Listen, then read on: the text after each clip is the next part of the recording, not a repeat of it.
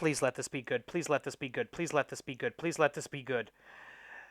Welcome back, ladies and gentlemen, to the Last Wrestling Podcast, where if I have a wrestling podcast, I just had to sit through probably the worst pre-show I've ever seen. That's right, we're back with All Elite Wrestling, AEW, and Fyter Fest. Hopefully, this is going to redeem the absolute dumpster fire that was the pre-show. And the fact that we start off to the voice of Jim Ross is a good sign.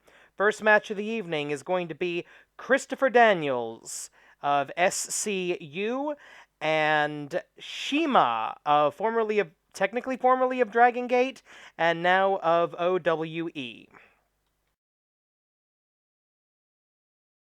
Before we get to the match itself, Christopher Daniels was getting a bit of an intro from the announcers, and they mentioned Curryman!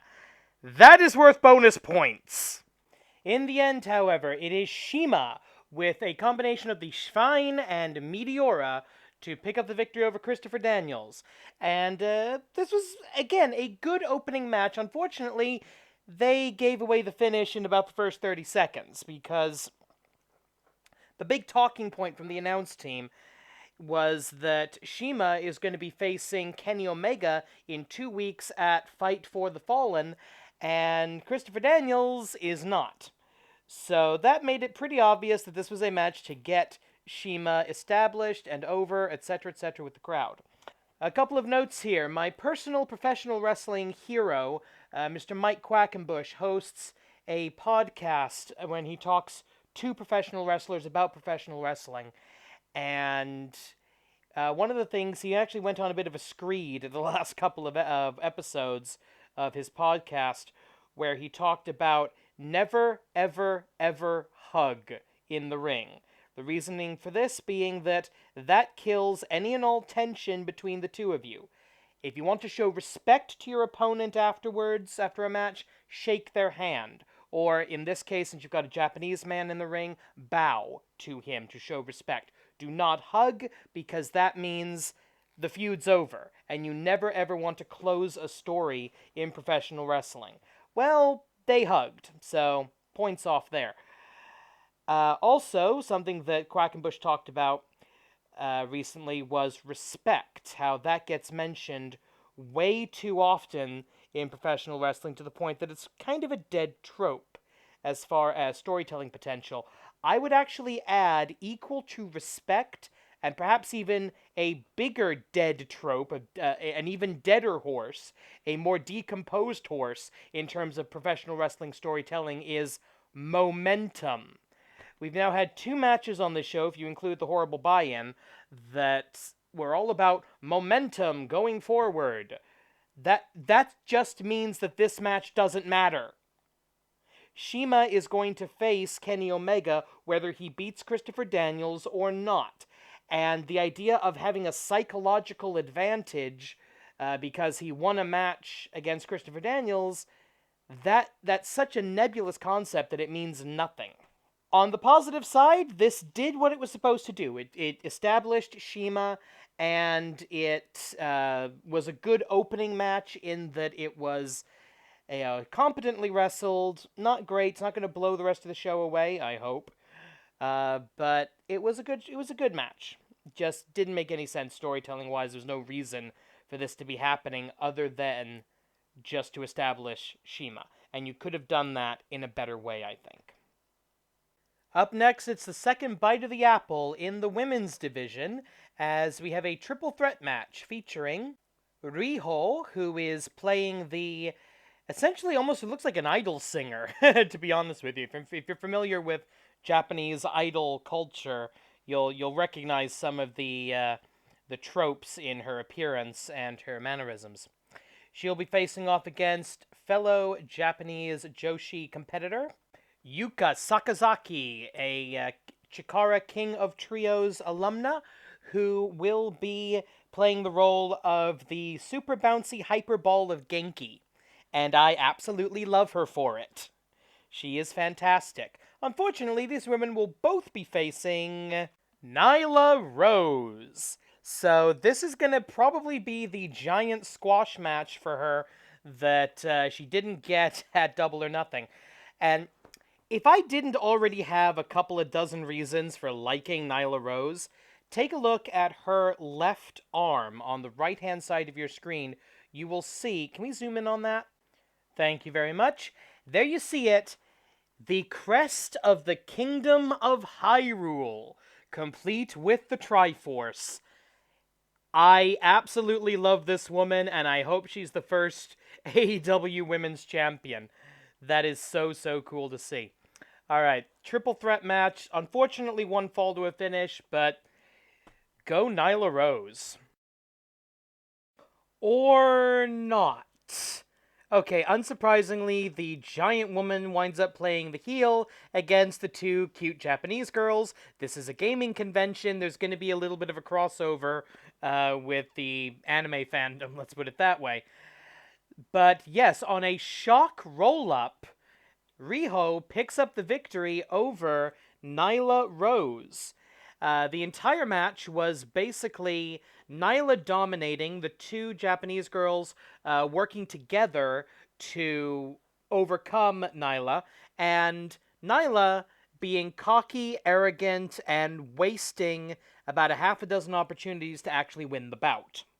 After the match, and shocked at the loss, Nyla Rose attacks Rijo in order to set up a powerbomb and cement herself as a villainess, which, okay, I kind of want her to be a babyface for personal reasons, but I get it, giantess, villain, okay. However, Sakazaki saves Rijo, and they double drop kick her out of the ring. Unfortunately, Rijo refuses the handshake of friendship and shoves Yuka Sakazaki down to the mat, resulting in Yuka Sakazaki's sad face. You absolute monster! Somebody console that Genki magical girl! But in all seriousness, this was a great match. Credit to the AEW Women's Division, and it almost made me forget about that librarian nonsense. So, well done to all three participants. Very good match. Up next, a four-way match, one fall to a finish, unfortunately, with MJF, who cuts a promo against the crowd and nerds in general, versus Jungle Boy, accompanied by Luchasaurus, and I like the character work on Jungle Boy, that looked good. Jimmy Havoc, screw you, and Hangman Adam Page, who is one half of the main event at All Out for the AEW World Championship. So what is he doing in this match? What does he stand to gain? What does he stand to lose? The other three are looking for a victory that they may advance towards a title opportunity. Page has already got that. It goes back to that Shema thing that I mentioned earlier.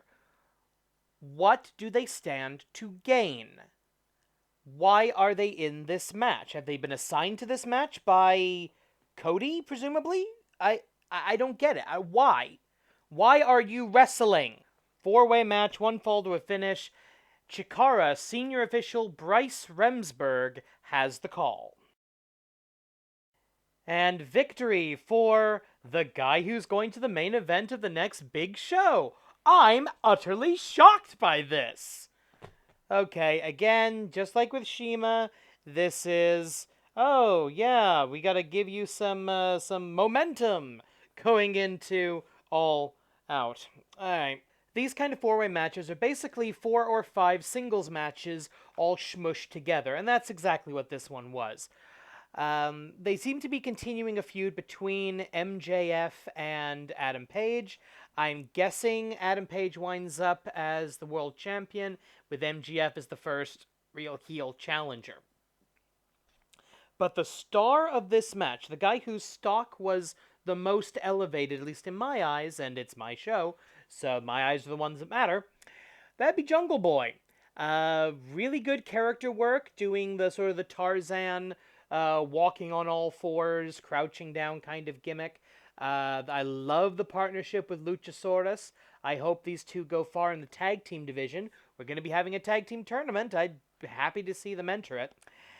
But yeah, this was just kind of a match that happened. Jimmy Havoc was there. Kept trying to hit his acid rainmaker. Don't think he ever did. MJF was a very good heel. Never going to take anything away from MJF. I know I wasn't high on him back at All In, but I get it now. But Adam Page came in as the top star. He left as the top star, so no harm done. And when that's the best thing you can say about a match, maybe it wasn't a very good one. Up next, it's time for the first match of the evening, important enough to have a title card. That's right, Cody will be facing Darby Allin, and basically the story going into this is Cody doesn't need to take this match. In fact, it is quite foolish of him to be taking this match against a hardcore deathmatch kind of guy, freak, quite frankly. I don't know anything about Darby Allin, but that's the character he's portraying is the hardcore deathmatch guy. Sort of like Jimmy Havoc, only with better face paint. The idea is Cody doesn't need to take this match, but he's a fighter, he's a competitor, he wanted a challenge, and he's going to get it. So, Cody, Darby Allin, I have zero expectations for this match, so at least they can't disappoint me. Fuck! Well, they found a way to disappoint me. The match was better than it had any right to be, but fuck the match, because after the match, Shawn Spears, the former Ty Dillinger, comes out and does this. If you're not looking at the screen right now, look at the goddamn screen. Okay, a little behind the scenes here. When I decide to do one of these live-ish review gimmicks, I genuinely don't know what happens on the show. I cut myself off from all spoilers. I don't look at YouTube. I don't look at Facebook. I don't look at the internet in any way. Ugh. If I had known they were going to do this, I wouldn't have agreed to review the show. This is horse shit. This is... Okay. Cody takes a chair shot directly to the head. He does turn his head slightly so that it's hitting the side and the back of his head. But, yeah, arms down, no instinctive raising of the arms to block the chair.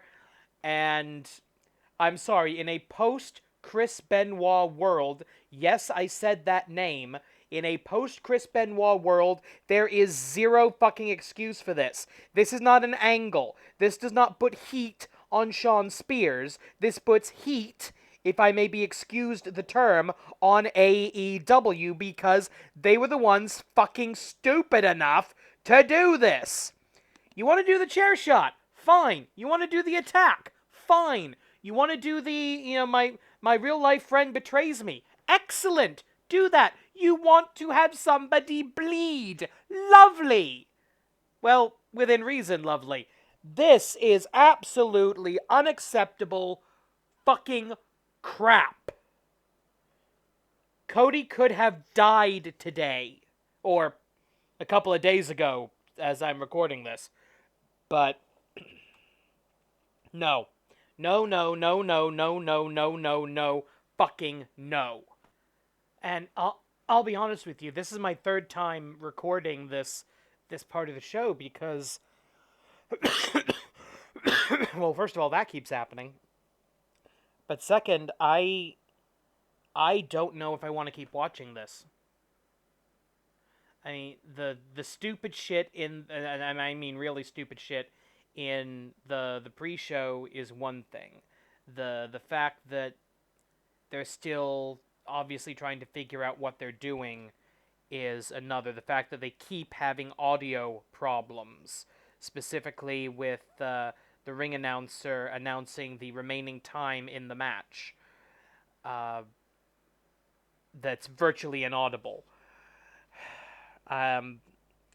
If they're willing to put this on television, if they're willing to... Because there's no way to fake that. And I know that's the F word in professional wrestling, but this shit is fake. This is a work. This is a performance. This is a goddamn magic show with spandex. And I know a lot of magicians. You don't want to see real magic shows with spandex. There are ways to do chair shots. There are ways to do weapon attacks that don't actually fucking hurt. That do not take whole chunks of your scalp off. That do not cause you to drip a puddle of blood. Again, that ain't fucking ketchup. That's real.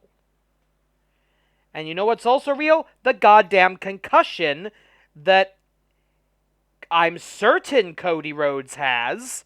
And if he doesn't have a concussion, then he's fucking Superman and he's wasting his talents. He's to be out saving people. Frankly, he's lucky to not be dead. And he may have just taken years of life, not to mention quality of life, off of the end of his life. And I like the Lucha Brothers. I don't know Laredo that well, but I like the Lucha Brothers. I like Kenny Omega. I like the Young Bucks. I like Jon Moxley. I have no idea who... I don't really care one way or the other about Joey Janela. But the fact is, I don't want to watch this shit. And I'm seriously debating if I'm going to watch Fight for the Fallen. This was their free show. This was the $0 commitment. Hey, wrestling fans, check out AEW. And they fucking blew it.